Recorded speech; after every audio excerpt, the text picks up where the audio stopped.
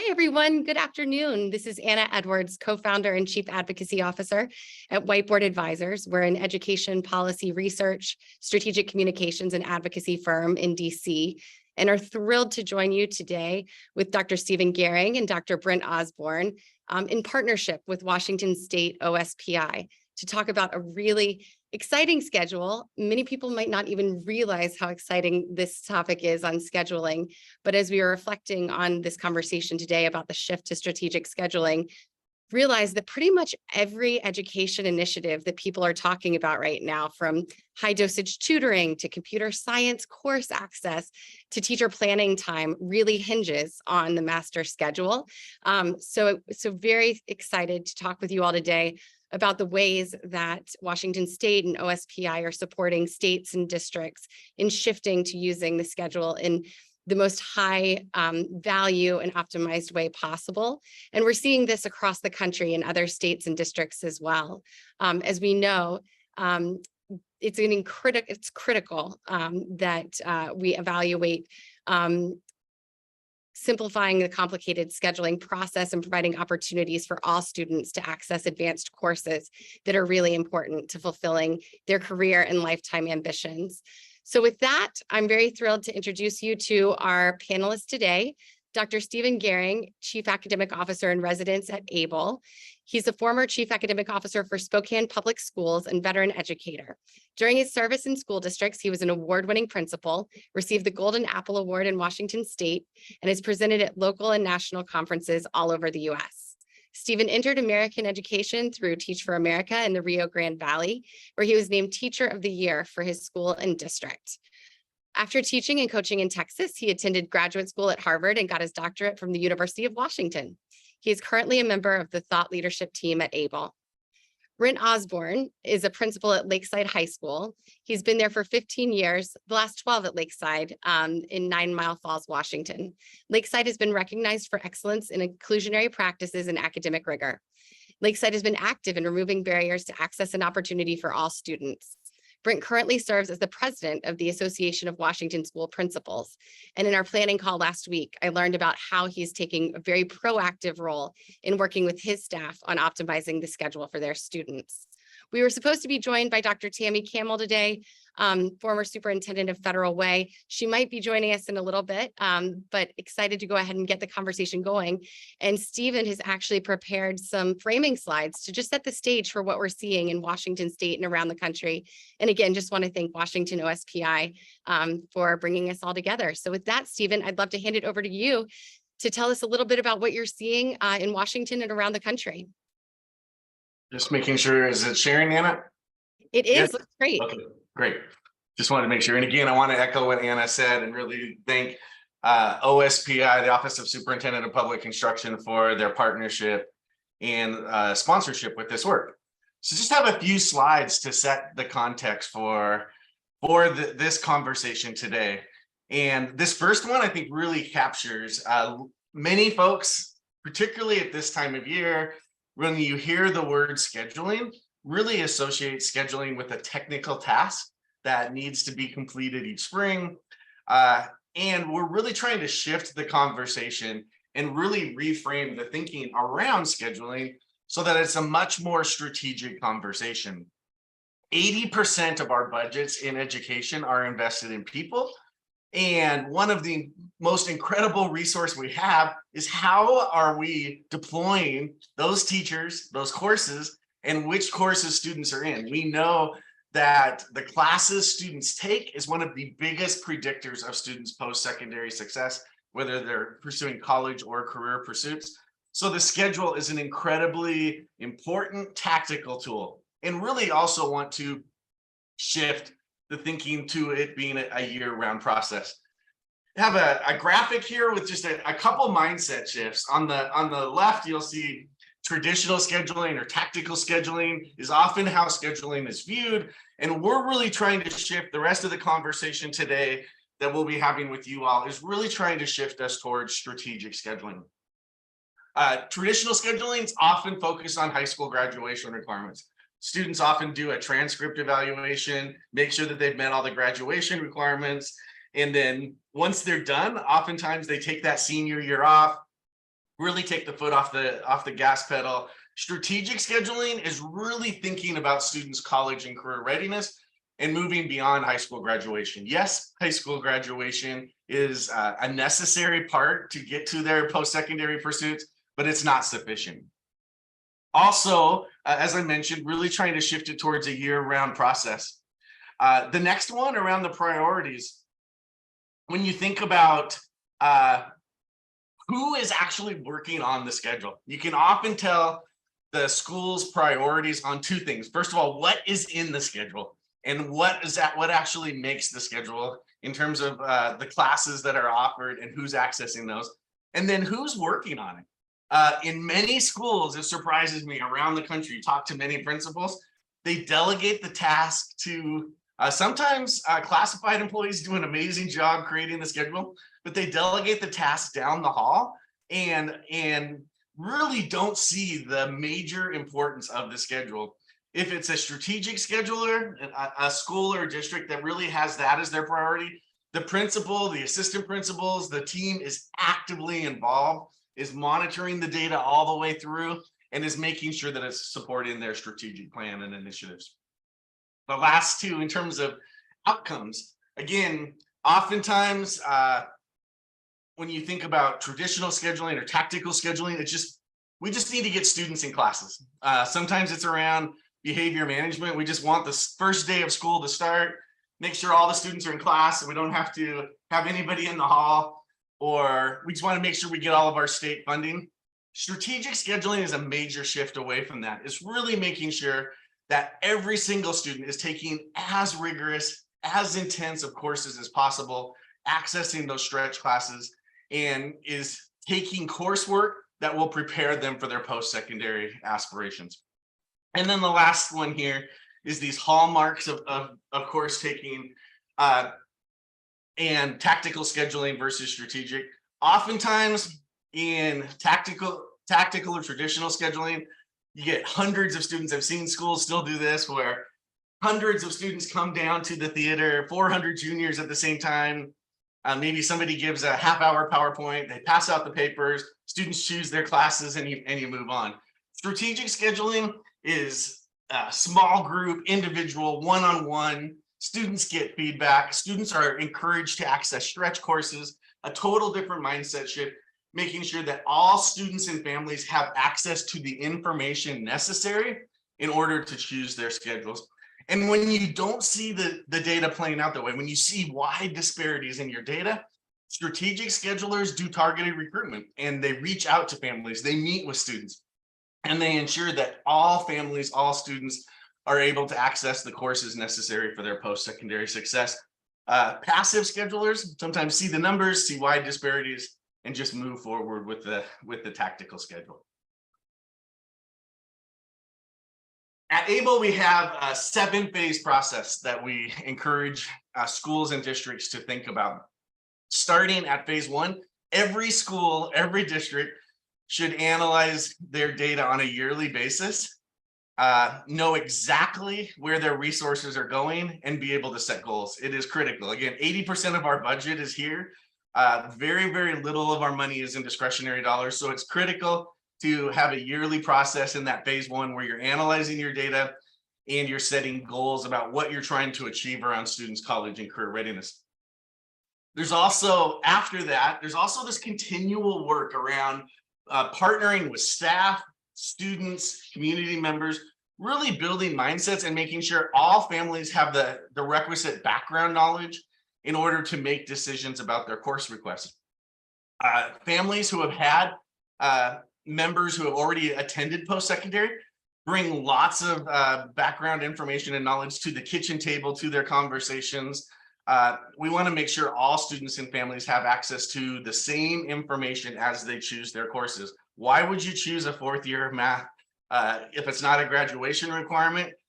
You have to make sure that you're providing that instruction and information and making sure you're actively reaching out to students and families, and that staff members are agreeing and wanting those students in their class. Then you move on to phase 3, which is really marketing and advertising the courses. What's the process you're using to have students select the courses? Being incredibly thoughtful about the forms you're using, the process, how you're doing this, ensuring that every student has that one-on-one or small group feedback around accessing stretch courses. And then you start moving into the phases that most of us think when they think of that word scheduling. You actually collect your data, but pause right there. Once you collect your data, we recommend to schools do not go beyond this point until you analyze your results. If your results don't match phase one and your goals, don't move on. Go do targeted recruitment and make sure that you have met your goals and you're improving your college and career outcomes aligned with your strategic plan. Once you've analyzed your results and you have done that targeted recruitment, then you're moving into the phases of scheduling we traditionally think. You're assigning those sections. Again, you're doing an analysis as you're allocating your resources with the district allocations. You're making sure that you're continuing to meet your goals. Then you move into that phase 6, which is what most of us think about. That is when you're actually building the most effective schedule. And then possibly the most overlooked phase is phase 7 at the end, is guaranteeing student success. So building structures and support plans in place to ensure all students, we don't want to just get students in those challenging and intense courses. We want to ensure that they're successful. All of these phases, we have support materials and a white paper coming out that really outlines all of this in much more detail, but wanted to use this as framing this around not something that happens in March and April, something that happens year round and is at the heart of school and district improvement. Last 2 quotes. Why course taking? The research is incredibly clear. Out of all of the K-12 indicators that school and district leaders should be focused on, one is the courses students take. It is one of the biggest predictors of students' post-secondary readiness, and it is actually the biggest predictor for African American and Latino students, more than any other pre-college indicator, which is good news. The courses we teach matter, the curriculum we teach matters, teachers make a huge difference. The classes that we have students enrolled in make a really large difference. And the recommendations are clear from the research and outside organizations that out of all the work we should be focused on, K-12 schools and districts should be really focused on ensuring that all students have access to rigorous courses. And when you do see disparities, that you actually do something about it and you proactively reach out to students and families and make sure that they enroll, and not only enroll, but they succeed in there. Wonderful. Thank you for framing us up, Stephen. I think those are some really impactful slides and stats. And we did get a question if the recording would be shared and the slides. And yes, we will make sure that everyone has those. I'm really excited now, Brent, to turn to you from a school perspective and as a principal, seeing the phases of the cycle and the process and what you've probably been going through over the last few months. Would love to hear about your journey shifting to strategic scheduling and any kind of thoughts that come to mind having seen Stephen's slides just then.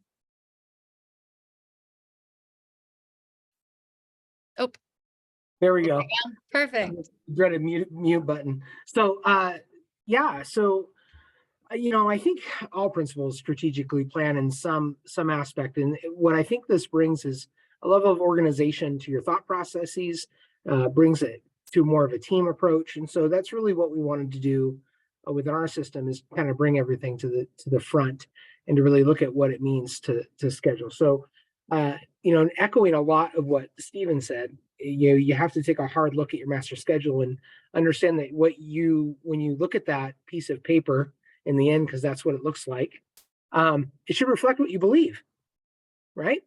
So I think that's the hard look that we as principals and school administrators have to do, is take a hard look at our master schedule and ask ourselves, does it reflect what we believe kids can and will do?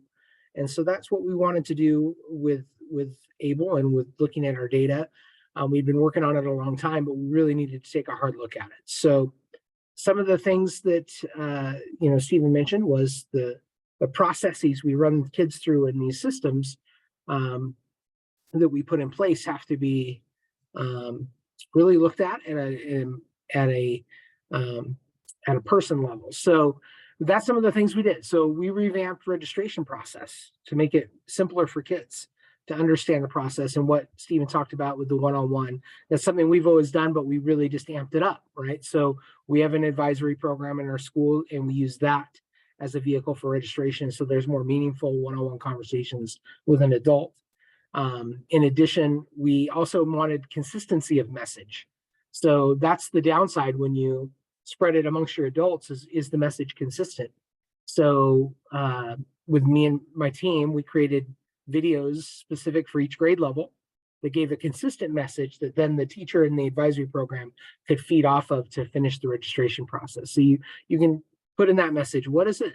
What skills and abilities do kids need to be successful post-secondary? So we built in some data around what happens when crisis hits. So what happened when COVID hit, and then what does recovery look like for people with degrees, with AAs, with credentials, with certificates for bachelor's degrees, so the kids know what those things provide them. So you have to have some sort of advisory program in the registration process. And then it's got to be simple for kids, right? It shouldn't be hard. And so through this process, what was really cool was through looking and working with Abel and looking at our process, there was too much words on a sheet of paper for kids to truly navigate the registration process and make it meaningful. In the end, you've got to keep what's simple, and then when it gets more complicated, then you have more meaningful conversations. So if you only have 2 English options, then it should be really clear for a kid that they need to choose this one or that one. And that being said, that's another piece, is what are your options, is what I always ask people. Like, so what are you offering kids, and are those what you should be offering? So you have to take a really hard look at what you offer and why you offer it, right? So is having 900 different science classes really the best pathway forward, or should you have some really core sciences with some offshoots of that that offer kids really strong stability towards a post-secondary pathway in that preparation? Because in the end, you're not preparing them at the high school really for an isolated career unless it's a skill center. You're really preparing them for what they come next, and a lot of that's foundational. And so really looking at what you offer, and does it provide that foundational skills for students to move forward? I think probably the most important thing we added in the process with Stephen is, while we always push academic acceleration, we have always pushed stretch classes, is we made it just done automatically without the kids' permission. So we added academic acceleration into our Skyward system, so that if a student was already enrolled in, let's say, whatever you call your 10th grade honors class, whether it be history, and maybe it's an AP history, maybe it's a pre-AP English class, whatever it might be, if they were in that, they're automatically enrolled in the next class. So into AP or into the college and the high school class that is next.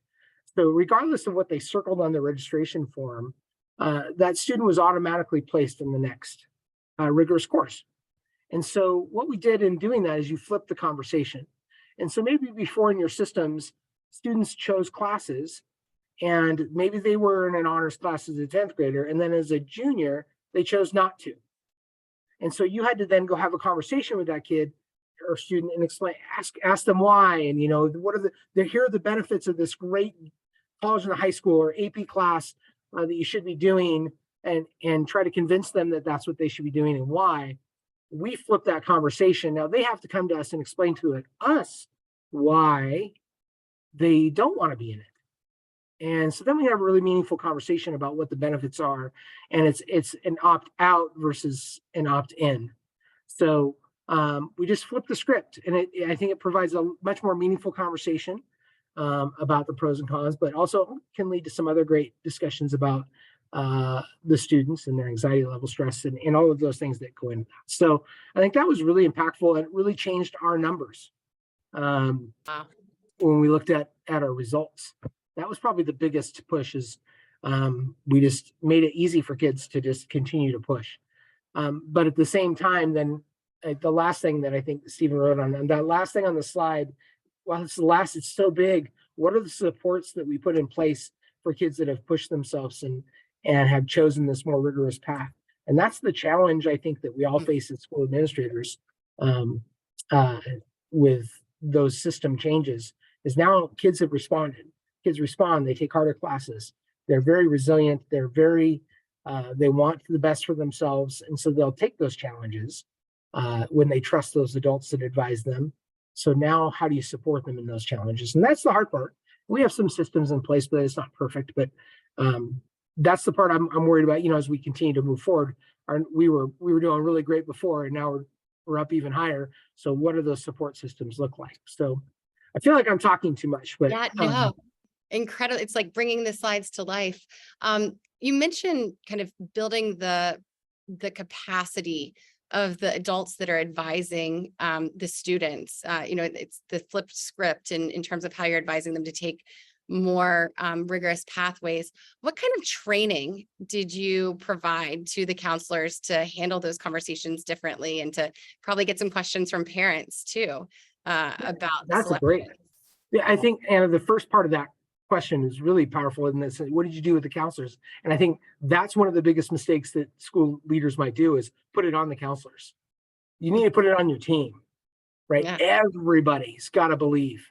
Everybody's got to be drinking the Kool-Aid and getting after it. And so you have to build capacity for everybody within your system about what post-secondary success looks like, and how do we get students there. And so that happens over a longer period of time. But if you haven't started it, you got to start somewhere. And that's with reading together, doing meaningful small group work around what does post-secondary success look like for kids? What are the best indicators of success? Stephen's talked about the rigor of the high school classroom. We talk about math. We talk about voice and choice for students. We talk about removing barriers. All of those things you have to build into your professional development system to make sure that not just your counselors believe these things for students, but all of your teachers do as well. And that's the hard work, right? That's the heavy lifting, is finding time, finding resources to build your staff capacity around understanding post-secondary success. Because if you want to have those meaningful one-on-one conversations, that can't happen with an administrative team of 4 and maybe 3 or 4 counselors. You need all your teachers on board, or a meaningful team moving forward. So you have to spend the time, and that's an investment, but it's well worth it. And I think, over time, if you stick with it, you start having a staff that truly gets it. So reading together, struggling through it together. I think our advisory model has helped as well, because as you teach the kids, the students, as the students are picking up what's best for their futures, the staff, as they teach it, understand it as well. Great. Stephen, I'd be curious to get your take, as you've seen the process that Brent's gone through at the school level, what the interaction is between the school and the district for these types of major initiatives, and what are the supports that can go from the district to the principals and the building leaders to actually accomplish this, and how do those two systems work together? Great question. And before I answer that, I wanted to two things that Brent when he was talking that really jumped out at me. Please proceed. One is Brent has a point of view, and it's just really, really clear that he has a point of view. He's trying to accomplish something with that schedule, with the resources he's been given.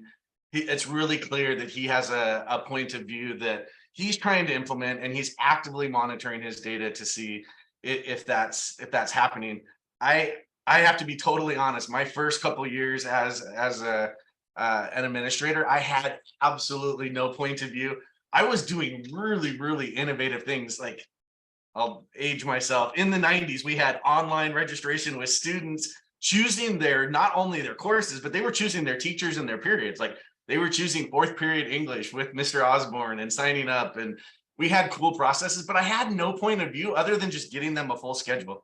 And I really had this epiphany. And so it's so great to hear an administrator talk and just have such a passionate point of view, trying to accomplish something for all scholars, just like they were almost his own children. So that part's really cool. And then the other one thing that I jotted down when Brent was talking about that balance between more courses and more advisement. I tell when folks ask, like, oh, is it bad to have a whole bunch of choices and options? Brent talked about paring down that schedule. And I say no, but if you do have more choices and options, it's incumbent upon you to provide even more guidance and more advisement. So which way are you going to go? But to offer a whole bunch of choices with very limited guidance for students and families, and hoping that they're going to be able to navigate those complex processes, I really wanted to echo that. In terms of the school and district interaction, great questions. A couple things.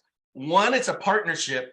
The courses that are offered, it's a district partnership. So paring down some of the courses can be a district action. Principals, I would say, just because your district offers it, you don't need to offer it. So you might be in a large system that offers a whole bunch of science offerings, but to Brent's point, you typically, in most districts, you don't need to offer all of those courses. Districts usually have tight protocols to add a new class, but just because the course is in the computer system doesn't mean you have to do that. So I'm saying that, Anna, and to offer a little bit of interference. Sometimes it's really hard. You're a principal, a teacher might have been teaching a course for 20 years, really super passionate about it. Maybe great with kids, but the class might not be the right course for students' college and career access. So the district can help principals by paring down some of those offerings, removing some of those offerings, adding some of the processes. There's some things around negotiating. I see a question around advisory and systems around that. Oftentimes, if you have collective bargaining agreements, partnering with the local teachers association and building that into as a district priority so that principals are able to have the time and the space to provide that guidance and counseling and assistance to scholars, that can be really important. And I think also establishing district timelines and priorities. Some of the things that I talked about when I was framing that year-long process and Brent's talking about require months of runway. Sometimes district priorities in terms of getting your allocations to your buildings or what's your freshman roll up if you're in a big system. Sometimes districts don't have some of those operational components in place, which then really pushes everything way back in the year and then stops some of the strategic work. So if Brent is not receiving his rising freshman allocation in a large district, or he doesn't know his teacher allocations or anything like that, and it shifts Brent back multiple months, a lot of that work around tactically recruiting students and actively pursuing students makes it really, really difficult and compresses everything. So there's lots of procedural things that districts can do to provide space and runway, and also to ensure that the school leaders have adequate time and to really get out of the tactical and get to the strategic. And then the last thing I would say is make it part of your district priorities. As a district, you should have district goals. You should be engaging. So the school supervisor who's meeting with Brent or meeting with your principals should be having ongoing conversations. Hey, Brent, you had goals around adding more students taking a fourth year of math. How's that going? Let's look at your numbers. Are we seeing progress? You wanted to reduce some of the gaps that you had for historically underserved students. Let's see, is that playing out in your course request? If Brent knows that nobody in the district will ever ask him those questions, then he's not as likely to make that a high priority. So districts need to embed this as part of the work. This is what we talk about when we come together. This is the data we look at. This is something I talk to you about as part of your evaluation. So then Brent knows, like, the district values this. This is really, really important. And I know that that is part of board meetings, it's part of our strategic plan, and it's part of my conversations, and it's part of our professional development that district and school administrators engage in. Yeah, I was actually going to ask about data. Brent, you talked about the process you've been going through to look at the data. Are there specific metrics? I know, Stephen, you just touched on a couple, the like mathematics course taking, access to AP courses, but could you riff through maybe some of the other metrics that you're looking at on your dashboard of kind of your priorities and what you're hoping to see in moving the needle through the schedule? Yeah, so obviously you look at a ton of data, but I think when I think about the master schedule, what I'm looking for are students challenging themselves taking our more rigorous courses. So I'm always looking at those numbers, and are we seeing an increase? And obviously with some of the changes we made, we saw tremendous increase in some of our college and high school courses, AP courses, those kind of things. I think one of the pieces that often gets overlooked when we start having this post-secondary focus conversation is our LRE numbers, so our least restrictive environment numbers. So that's always a big piece for me as well, in student scheduling and registration. So we're an inclusive school, and so what I never want to lose sight of is that these are two simultaneous pushes of full inclusion and rigor for students. So sometimes we can lose sight of that they're both simultaneous. And so when I look at my master schedule, those are the two things that drive it, right? Providing rigorous opportunities for all students and making sure all students are in front of my awesome teachers. So I think, I'm always looking at my LRE data. That's something I'm constantly using to drive what we do, and making sure our students are in classrooms with teachers, with their peers. And then at the same time, are we seeing those numbers increase? And then lastly, our support. So we're always looking at street level data, to be honest, Anna. That's what I love to use the most is I don't like, well, I like all data. I'm a data nerd, but so I love— You're in good company here. I love the test data and all of those things, but in the real meaningful trenches of the everyday work, what we're looking at is what do our grades look like? How many C's do we have? How many D's? How many F's? All of those things. What does it look like? What's our attendance rates? Those are the data that meaningfully drives our daily work, and so that's the most impactful things as we look at our day-to-day schedule, and those impact the master schedule, right? So we've got to look at what is it that drives students to want to be in the right classes and to be in the best places possible. And what does that support look like? So as we provide a math intervention course, we find that the students do better when those courses are separated in time, and just looking at all of those little things that a master schedule will flush out for you to make it better for a student. So I'm a big fan of the street level data, the stuff that's going on in our school every day. And then, of course, I think one of the things I think that many principals forget about if we're driving this bus around rigor is don't lose sight of your LRE data. First of all, know how to get it. That's one of the things I did a workshop is most principals don't know where that is, right? So know how to access it. You have to pull that from your IEP system. There's a way to get it in Skyward if you're a Skyward school. I don't know if you're a Power School, those kinds of different things, and then be working with your special services director also. Always know that, because you'd be surprised what you don't know. And then, student support. So that street level data is giving you C's, D's, and F's. And so what are you doing to support students to grade up constantly? We always talk about grade up, and we do a lot of grade up extravaganzas, right? So that's the data that drives kids being successful, which allows you then to push them, right? If they're struggling in their classes, they're not going to want to stretch, right? So you've got to have those supports. Absolutely. Stephen, are there data points that you would recommend state, district, school leaders evaluate and analyze as part of this process? Absolutely. One I know Brent uses and has used his entire career. One is, I think high school graduation, again, is not enough. About 2/3 of all jobs require post-secondary. So I think every single district, every single high school should be measuring students' post-secondary enrollment, degree completion, students who receive credentials, apprenticeships.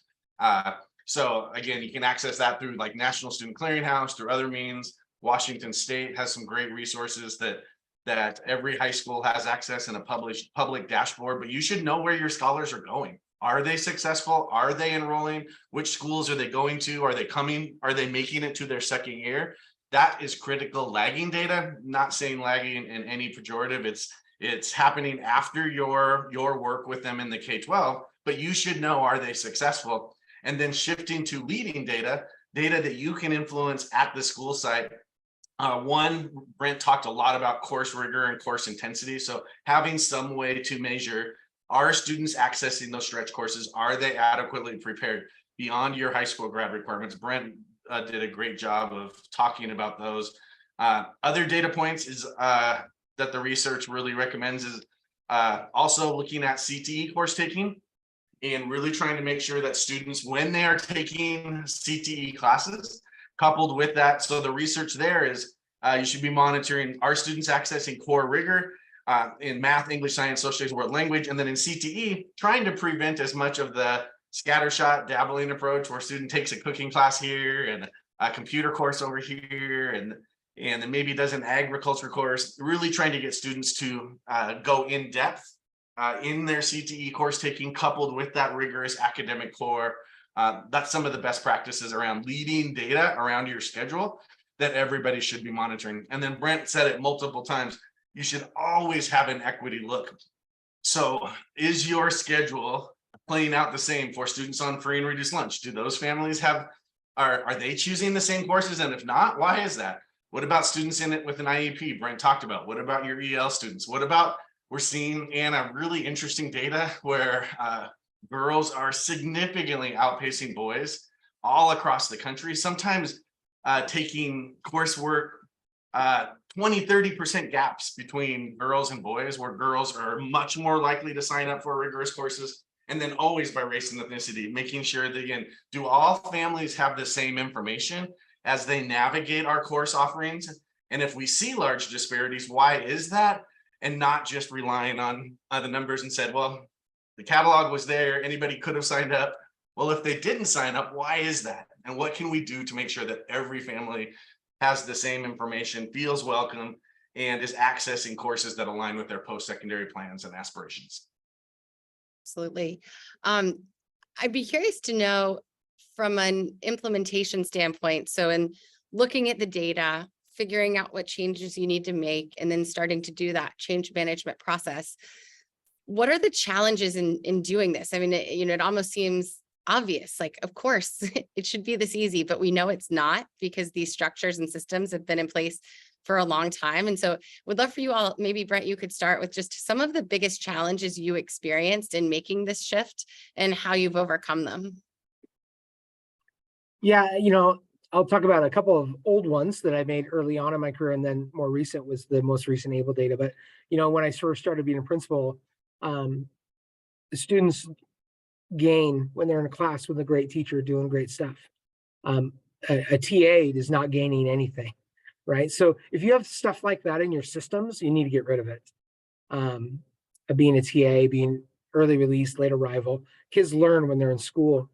And so those are the things that are sacred in some systems, and you can get a lot of pushback. But I did that early, and so because a kid can be in a technology class if they need a class without homework, or they can be in a physical fitness class, getting some life fitness skills instead of sitting at a teacher's desk not doing it. So that's just my soapbox there. Then I will say that one of the big changes that just on this recent data review we did was an eye-opener for me. I offered a class in the state of Washington called Bridge to College Math.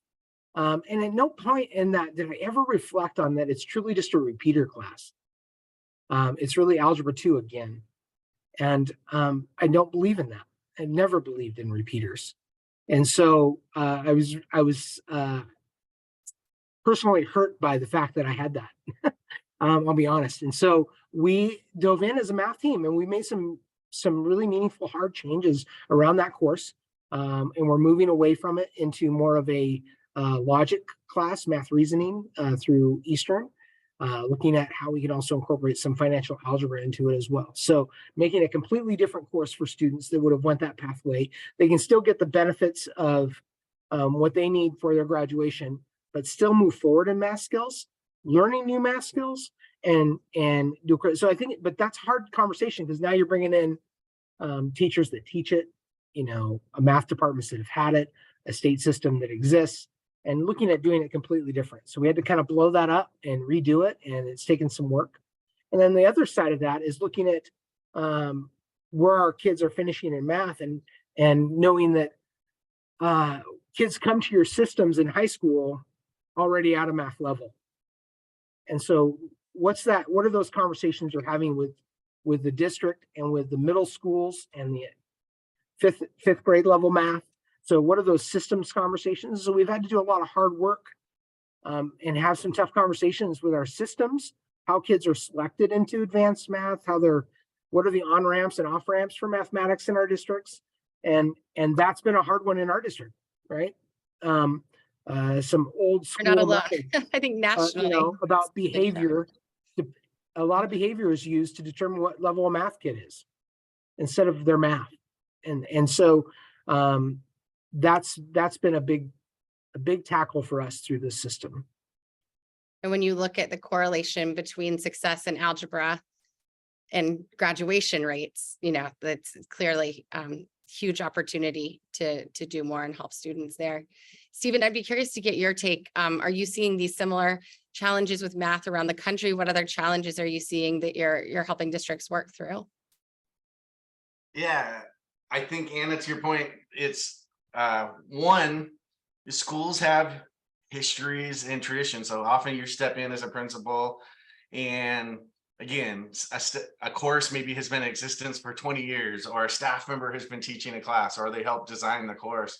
So those are really hard conversations when you're talking about, should we be offering that course? What should the content be of that course? Does this align with post-secondary, our current job aspirations in our community? Those are really, really difficult conversations, especially when you have a teacher maybe who's really critically invested, oftentimes great with kids. And I remember having one of those conversations with a staff member.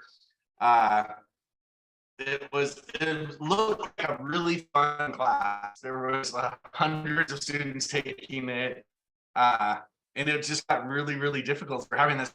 We really want to shift you to something else. And I remember just so much tension because the staff member really connected their value to that. Years later, I remember that same person coming back to me and said, you were right. Like when they got into that new course and they really were teaching that new course, like this was much better for kids. You were right. But in the middle of it, it's really hard, Anna, having those conversations sometimes. And then oftentimes the course has morphed and grown. Like you often get pressure from folks. You might not have a math background. So to Brent's example, where the staff members come and it's like, oh, we got those kids. They're just not quite ready for algebra 2. And what do we do? And maybe you don't have that background, or you might not have a science background or an English, whatever it is. And you're like, yeah, all right, let's create this new course. And maybe there's 15 kids one year. And then all of a sudden, over a course of a decade, it grows from 15 students where you were creating this special course for, and now there's 150 students enrolled in this chemistry in the community, or the separate math course is really not a math course that you're offering for those kids, and really having those kind of conversations. So we see like 3 patterns, Anna, across the country. We still see some schools, it's a rarity, but some schools in the United States that we work with still do not offer some courses. So for example, physics is not offered at a lot of American high schools. Some high schools still don't offer calculus, or don't offer college in the high school, dual credit, advanced courses. So that's rare, but we still see a group of schools kind of with that data pattern, where the typical default pattern is you will graduate and not have access in that school. Can be rural schools, or oftentimes schools located in areas where historically underserved students are attending in large numbers. We see another group of schools, Anna, that has a pattern where the courses exist, the classes exist, but small numbers of students are accessing them. So when you really look at the data, the vast majority of students aren't. There's a group of students totally accessing them. They exist. There might be a section, 25 kids in calculus. So it's there, it's present. They don't really need to offer new things necessarily. They really have to work on their pipeline on getting students in. And then I'd say the third group of schools is oftentimes in really wealthy areas, huge numbers of students accessing really intense coursework, really doing it, taking amazing things, going to some of the best highly selective colleges in the nation. And then there's a group of students in the school down the hall that nobody really notices in all of the celebration, that is not having the same experience. They're not accessing those same courses, and they haven't been accessing those same courses for the last decade or two. So those are the 3 main patterns that we see in all subject areas across the country.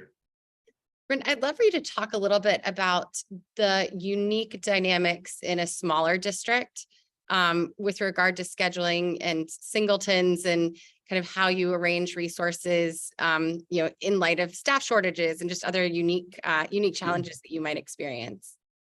Yeah, well, master schedule is always a puzzle, especially in a small district where you have singletons. You have to be very purposeful to make sure that you can offer those things to students. So you have to make them a priority. So if, like what Stephen said, let's say you have a physics class, So we have physics, right? It's a singleton. Well, we want to make sure that those 16 kids get physics. So we can't have it at the same time as, well, probably calculus or, what are some of the other singleton classes. So you have to be very purposeful with your master schedule to make sure you maximize opportunities for kids. And obviously there are programs that help with that, but it still isn't perfect. And you have to really kind of think about what you offer. And in a small district also, I would say that's the more singletons, the more difficult the master schedule is. So we have to be careful what we offer, and we can't be everything for everyone. And so we want to be really good at what we are. And so that's a big piece of it. And so that's, and that also lends itself to inclusion. I think what we see with inclusion is, I would ask, what 35, 40 people that are listening, if you have in your high school and you have algebra, and then you have an algebra essentials, maybe. What is that? What is algebra essentials? Is that algebra? Because if it is, it should just be algebra. And so, that's that inclusivity, that's that equity, and that's that rigor that we're talking about with inclusion. If we're truly doing inclusion, the course shouldn't have a different name. It should just be algebra. So, and then what are the supports you push into that? And that also helps your master schedule, right? So as you're talking about a small district that's trying to do inclusion, you've got to move away from the singleton pretend inclusion and truly be inclusive, and look at how you do special education differently, or look at how you do some of these different systems we have. So I think that's a big piece of it as well. It is a puzzle, but you have to make it a priority. You have to also identify what your priority is. So I can tell you that as we build our master schedule, inclusion is our number one, and then academic singletons, rigorous singletons are number two. All right, so we have a list of things that we put as priorities. I think one of the mistakes, Anna, I see small schools try to make is trying to be a big comprehensive school. So we're gonna add this, we're gonna add that, and we're gonna add that, and well, we can't get enough sign up for any of those. Use your smallness to your advantage, and really great small schools have a point of view, and they say we can get, like, small schools are masterful at supporting students, building relationships, building connections with students, supporting students. It's much easier, it's not easy, but it's much easier on that phase 7 on supporting students. Use your smallness to your advantage, take a point of view, and you can get students through really rigorous courses. So Brent has added some great college and the high school offerings where all students have access to post-secondary credits as part of their core curriculum. And then now they're starting to automatically enroll all students in there, or the majority of students into the default. So don't try to be like your comprehensive school down the road or across the state where you're offering all of these things and you won't have enough numbers to pull that off. Use your smallness to your advantage, offer a much more reduced schedule, and support students through there. And you can get students into some amazing coursework and get some incredible results if you're not trying to replicate the schedule from a school of 2,000 to 3,000. Yeah, great point. Stephen, so that's kind of the smaller district example. For larger systems, which I know we are going to hear Tammy talk a little bit about, but I'd love for you to share some of the work you're doing at scale that also can yield more efficient use of resources. And some of the, I think of it as like, side benefits or off-label benefits of doing the schedule more strategically.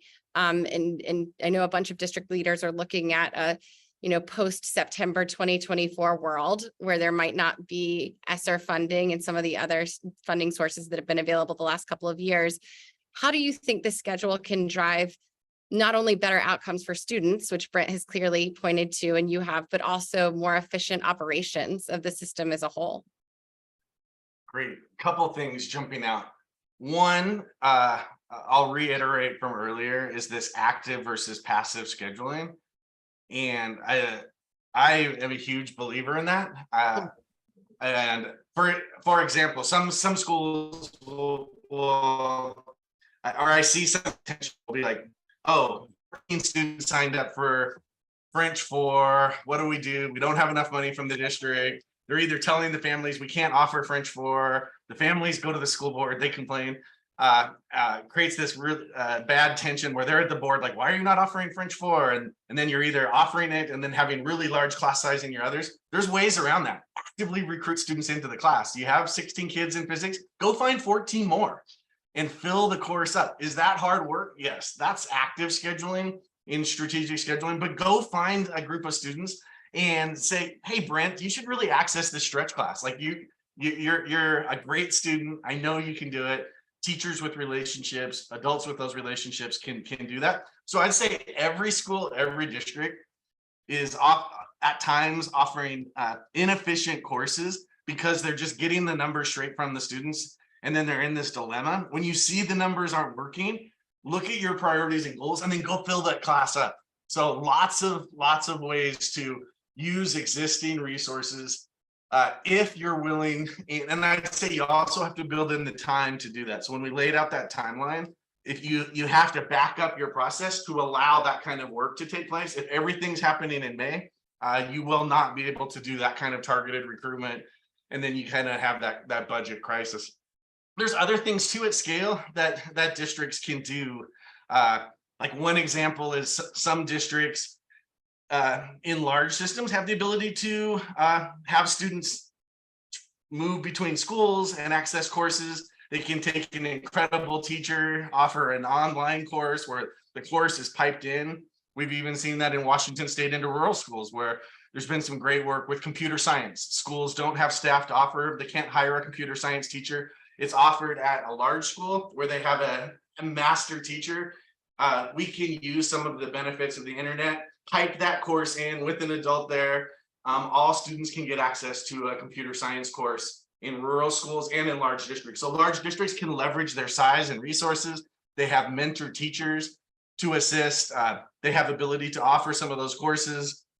And they have curriculum specialists to support some of the teachers. So some great ways within existing budgets. This does not, I'm pretty passionate, this does not require additional dollars to accomplish what we're saying. You can do this in your existing budget if you're willing to actively recruit and fill some of those courses up and not just run the numbers that you get from the first pass. Yeah. I'd be curious also the goal you mentioned, kind of staff recruitment. We've heard a lot of discussion about the role that professional learning and planning time can play in retaining teachers. And so, Stephen, would love to hear, how you're seeing districts create planning time using the schedule and how that impacts teacher satisfaction.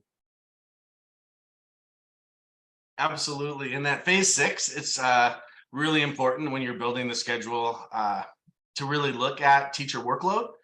There's different base schedules that we partner with districts on, looking at how many students and how many courses are teachers teaching. So we work with districts all across the country to analyze their base schedules and their annual instructional time. That impacts teacher planning time. So how much planning time do teachers get as part of that schedule and as part of the base contract? There's also really innovative ways that you can partner teachers together, create common planning periods, or have teams of folks having common planning time.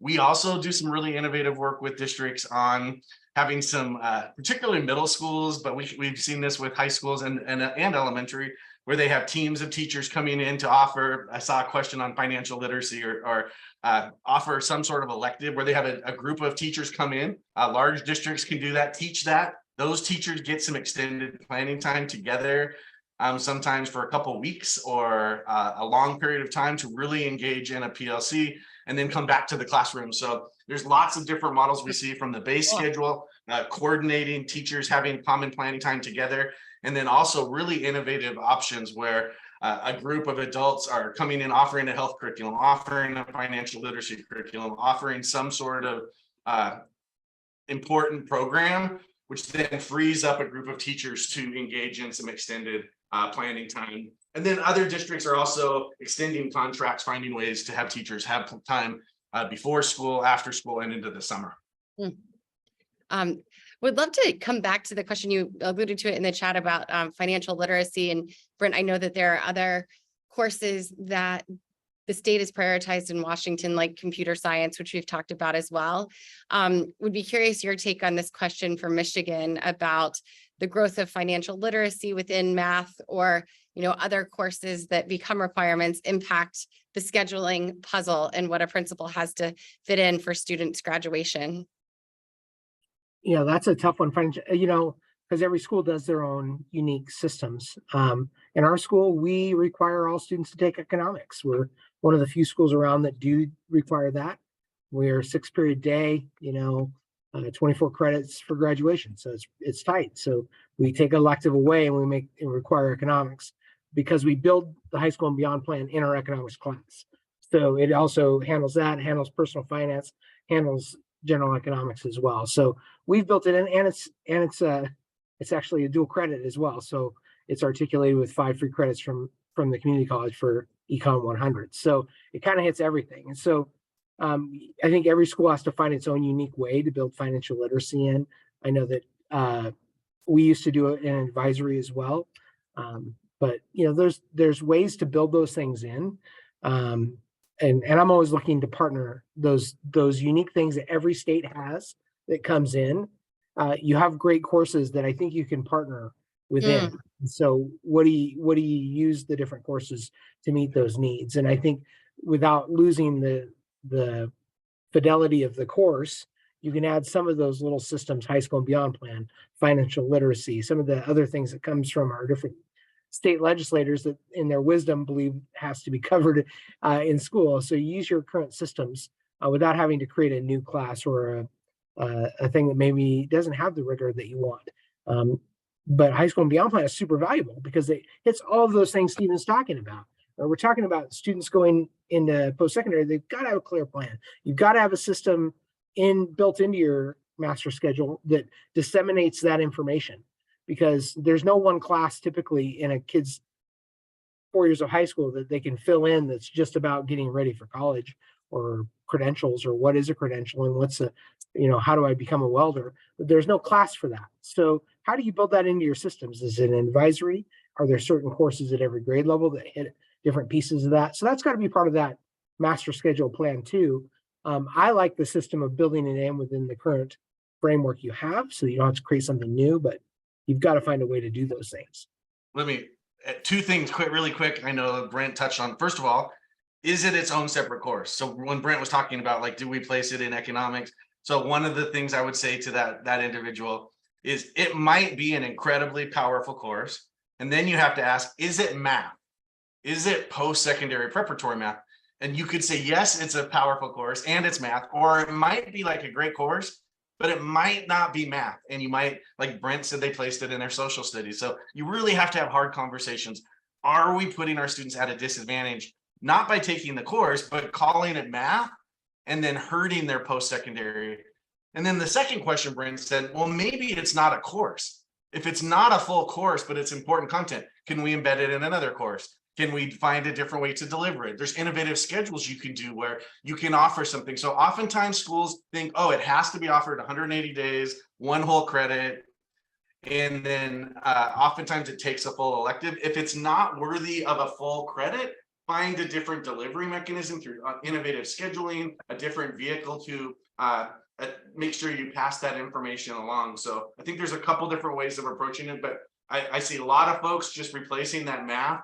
And when I hear them talk about what the content of the course is, I'm often wondering if it really is a post-secondary preparatory math course or not. When I hear they're playing the stock market game, they're learning some cool things, but I'm wondering if it's a math course or the student should also be in a math course along with that financial literacy. Great point. Well, we're almost at time, so quick lightning round. If you could give one piece of advice to leaders in your roles, Stephen, your former role, in the transition to strategic scheduling, what would it be? One piece of advice. That's tough. Know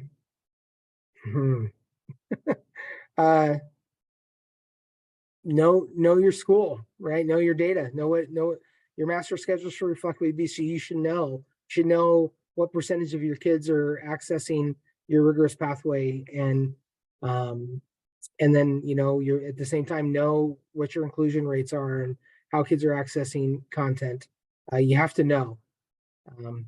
And then my pet peeve is, because I'm an inclusionary, that's where my heart is stop tricking yourself with crazy name titles that make it sound like you have inclusion, right? So if it's inclusionary algebra, it's not inclusion. It's pull out. So algebra is inclusion. So don't trick yourself with those. And that'll help your master schedule too. But you got to get better with how you support your SPED and support students in it. And I would say have a point of view and shift to strategic. This is the heart of school improvement efforts. The vast majority of your budget, the vast majority of your resources are in the teachers you have, the FTE you deploy, and the courses students teach. So you can't afford to delegate that down the hall to somebody else. This is the heart of your work, and this is where all your resources are. So this is where you're going to make the biggest impact. And the data is really clear. The classes students take matter tremendously. So you should not pass this off to somebody else and not pay attention to it. It is one of the most critical parts of your school improvement and your district work. Awesome. Well, with that, thank you everyone who joined us today. Thank you, Brent and Stephen, for being wonderful panelists and sharing your work. We will make sure that we share out the links that were mentioned, National Clearinghouse, source data, et cetera. So watch your inboxes for that, for having registered for the webinar. And we'll look forward to being in touch. Thank you, everyone. Thanks, Brent. Thanks, Stephen. Okay. Bye.